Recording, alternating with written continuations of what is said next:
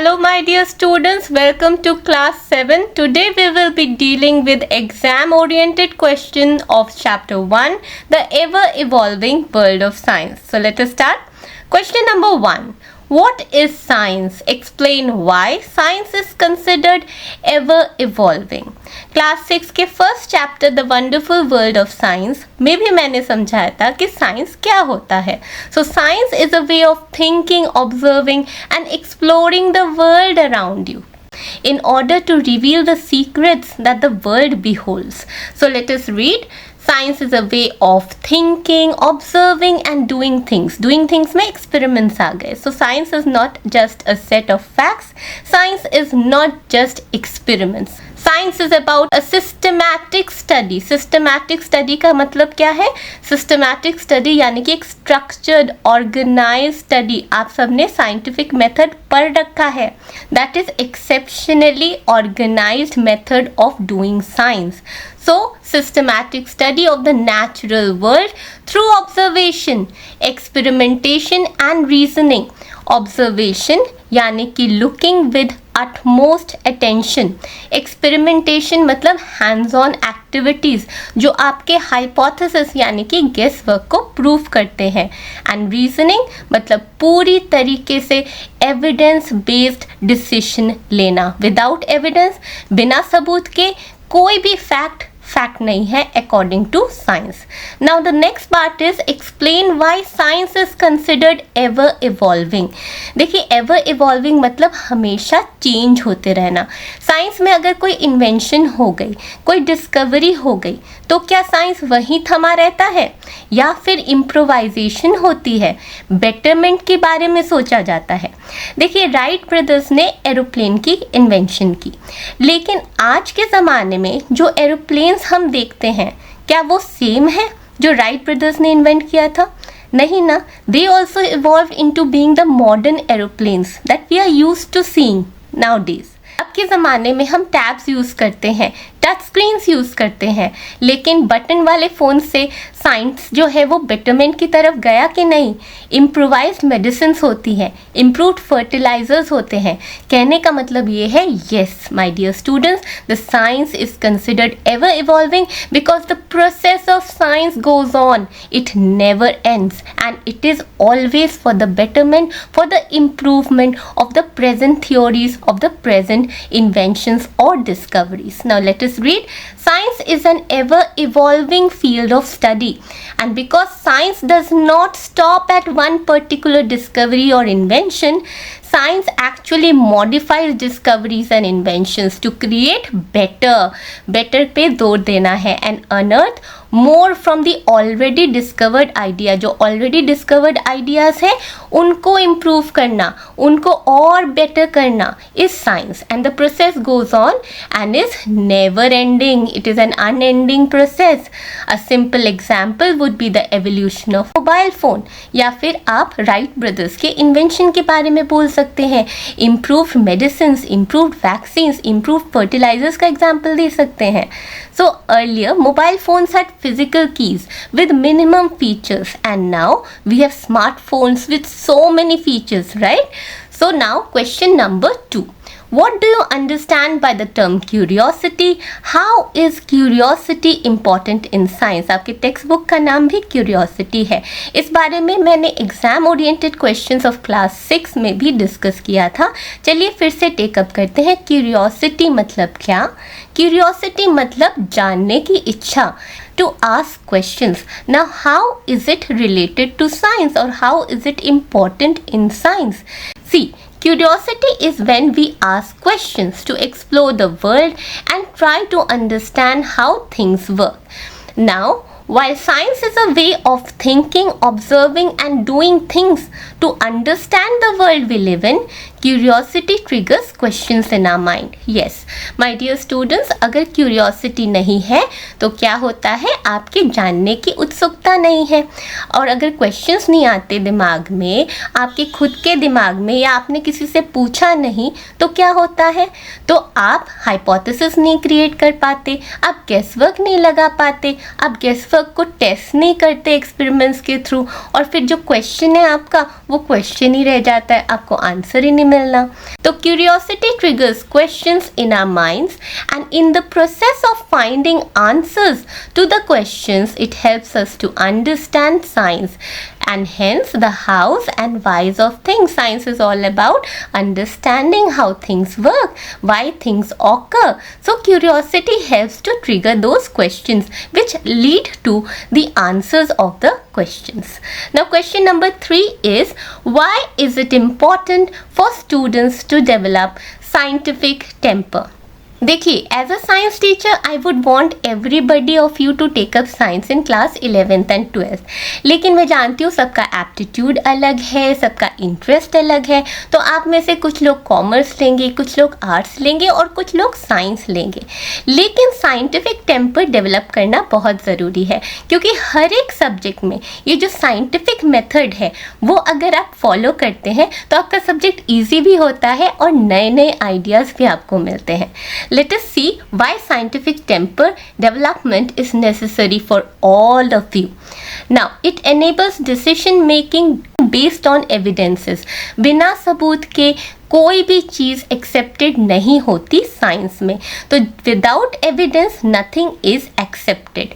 Secondly, it combats social evils which help eradicate superstition and irrational practices.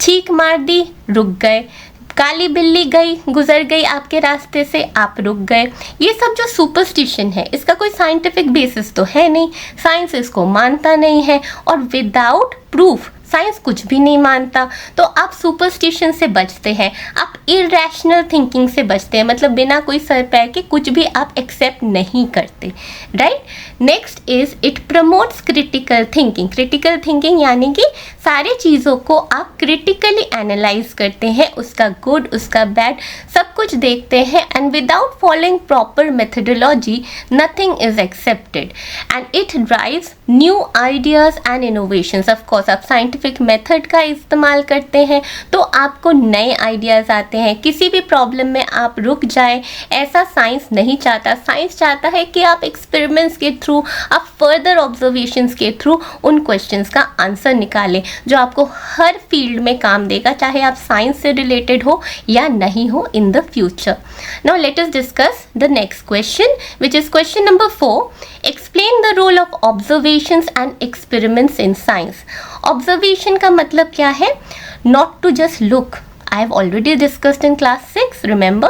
Observation is not just looking. Observation is looking with utmost attention and an intention in mind. जब आप observe करते हैं carefully तब आपके दिमाग में questions आते हैं, दैट इज क्यूरियोसिटी जगती है।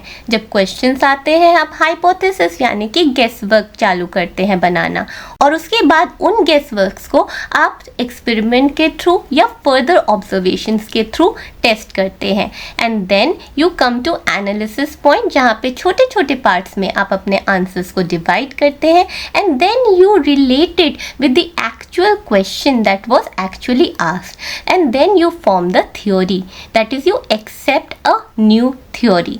तो एक्सपेरिमेंट्स और ऑब्जर्वेशन के बिना ये साइंटिफिक मेथड तो होगा ही नहीं, पॉसिबल ही नहीं है, क्योंकि without observation you are not able to arouse curiosity in your mind, you are not able to ask questions, right?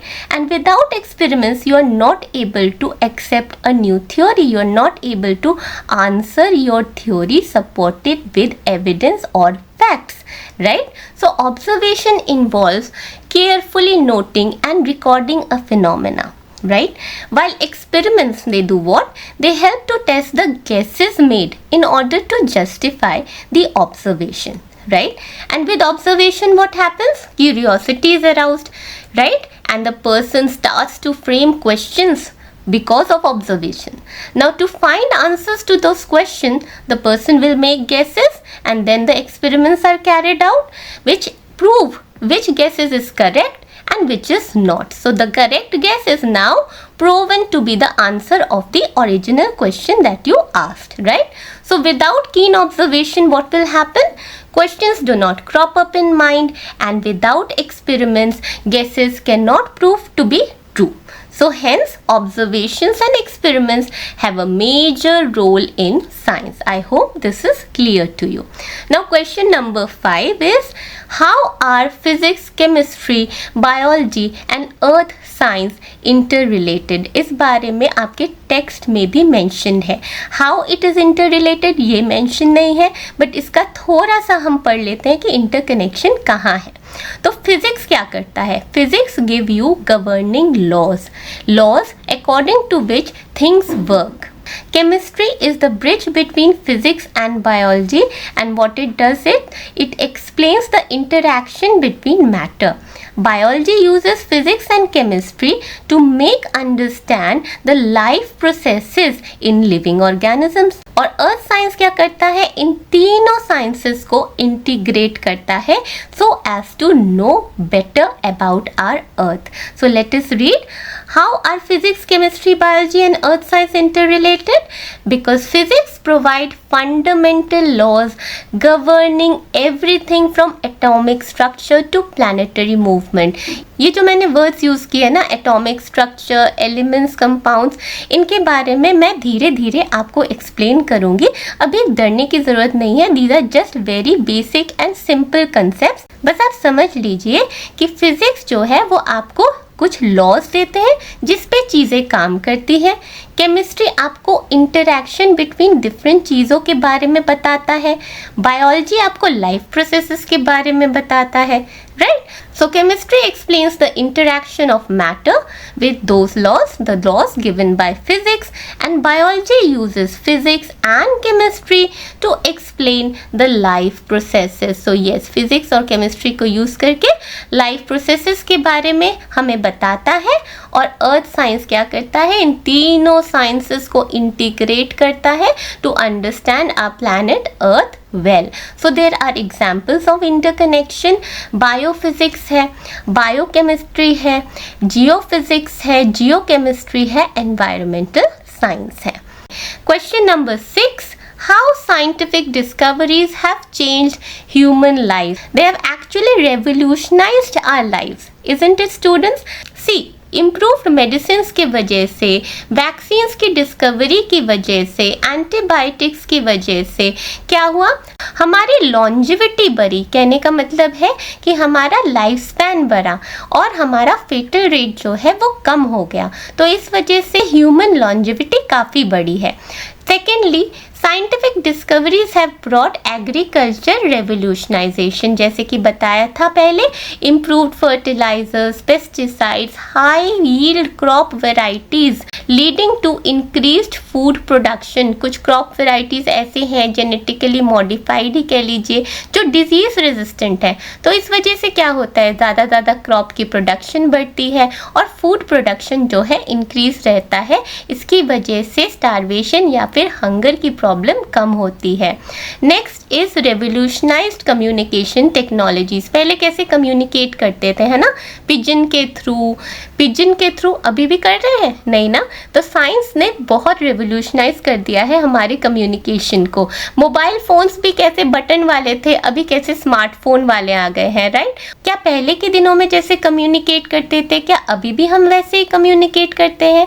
नहीं ना. हमारा कितना ज़्यादा टेक्नोलॉजिकल एडवांसमेंट हुआ है इन टर्म्स ऑफ कम्युनिकेशन. अभी हम पिजन का यूज़ थोड़ी करते हैं. We have smartphones with us, we have tablets with us. एक मिनट में क्या, एक सेकंड में मेल के थ्रू, व्हाट्सएप के थ्रू इंफॉर्मेशन पास हो जाती है. सो इंजीनियरिंग मार्वल्स भी क्रिएट किए गए हैं in the form of bridges, in the form of structured roads, in the form of railways, airways and whatnot. And discoveries like electricity have led to our comfortable life. Electricity के बारे में तो पढ़ेंगे ही. So next question, how can we use science to address environmental challenges? ये भी आपके text book में mention है that science is used to address environmental challenges. तो ऐसा क्वेश्चन आ भी सकता है कि कैसे साइंस यूज होता है टू एड्रेस environmental challenges. देखिए पॉइंट्स है. Innovative ways science uses to efficiently use renewable energy sources. देखिए हमारे रिन्यूएबल एनर्जी सोर्सेस काफ़ी है. विंड है, एयर है, सोलर एनर्जी है, तो इनोवेटिव वेज लगाए जाते हैं साइंस के थ्रू, जिससे उन रिन्यूएबल एनर्जी सोर्सेस को यूज़ भी कर सके और उनको हार्नेस भी कर सके। देखिए, सोलर एनर्जी को हम यूज़ तो करते हैं दिन में, पर रात में क्या? तो सोलर पैनल्स में ऐसी चीज़ें होती हैं जिसके थ्रू सोलर एनर्जी हार्नेस भी होता है, जिसकी वजह से रात में जबकि सोलर एनर्जी नहीं है एक्चुअल, तब भी चीज़ें चलती हैं। सोलर कुकर्स कह लीजिए, सोलर लैम्प्स कह लीजिए, सब चलते हैं because we have innovated the way of harnessing our renewable energy. Second is effective waste management system. मतलब क्या? वेस्ट को मैनेज करने के लिए इनोवेटिव तरीका, जैसे कि कंट्रोल्ड इंसिनरेशन। ये मेथड बहुत यूज़ होता है इंडस्ट्रियल वेस्ट को मैनेज करने के लिए। इससे क्या होता है, कंट्रोल्ड एनवायरनमेंट में बर्निंग ऑफ वेस्टेज होती है, इंडस्ट्रियल वेस्ट होती है, जिसके कारण केमिकल टॉक्सिन्स जो है गैस में, वाटर में कम रिलीज होता है। Now next is new cleaner technology. Examples are EVs which are electrical vehicles. आपने देवी में ट्रैवल किया है दिल्ली में रहते हुए? ज़रूर ट्रैवल कीजिएगा। It is a much better and cleaner transportation system. Now next is scientific inputs is essential for creating evidence based environmental policies. कहने का मतलब है कि अगर कोई सिचुएशन आपके सामने है, जैसे कि टाइगर्स की पॉपुलेशन कम हो रही है, this is what you have observed. Now policies और laws are framed accordingly, according to the scientific inputs की कितनी पॉपुलेशन है, साइंटिफिक डेटा के हिसाब से कि कितना कम हो रहा है, किस वजह से कम हो रहा है पॉपुलेशन ऑफ टाइगर्स, उनको एनालाइज किया जाता है। Also data science will help you to analyse whether your strategies, whether your laws are actually enforced properly. मतलब कि अगर आपने कोई स्ट्रैटेजी लगाई है टाइगर के पॉपुलेशन को सही करने की, तो वो स्ट्रैटेजीज एक्चुअली क्या काम कर रही है? अगर नहीं कर रही है तो उनको अमेंड करने की, उनको चेंज करने की ज़रूरत है। ये हमें बताता है data science. So science definitely helps you in counteracting environmental challenges. Now question number 8 is big inventions often start from small ideas. Justify. This is a very important statement my dear students, because really small ideas, छोटे छोटे ideas से बड़े बड़े inventions actually हुए हैं। कुछ examples मैंने लिए हैं, जैसे कि राइट ब्रदर्स का invention है ही है कि उन्होंने आकाश में पक्षियों को उड़ते हुए देखा, तो उन्होंने सोचा कि क्या हम भी उड़ सकते हैं किसी दिन? क्या कोई metal bird actually that can fly in sky? And that led to the idea of invention of aeroplanes, right? Now second example is the wheel. The wheel which was actually used for pottery wheel has now revolutionized the transportation system, right? Wheel के बिना cars नहीं होती, और cars के बिना आप समझ सकते हैं अभी भी हम बैलगाड़ी में बैठे रहते हैं ना। Now the next is the idea of velcro that was inspired by thistles sticking to dog's fur. You know velcro हम कितना यूज़ करते हैं, शूज़ में भी, बैग्स में भी, बहुत सारी चीज़ों में, that helps you to stick things together, right, temporarily.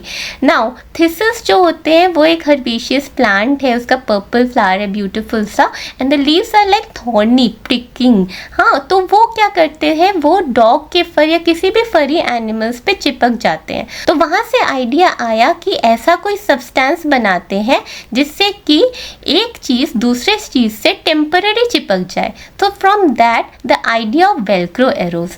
ऐसे ही छोटे छोटे आइडियाज बिग इन्वेंशंस को जन्म देते हैं। तो आप में भी ऐसे छोटे छोटे आइडियाज बहुत होंगे। Who knows, you will be the next Einstein और Newton. So my dear Einstein and Newtons, that's it from me for today. Happy learning students. Bye bye.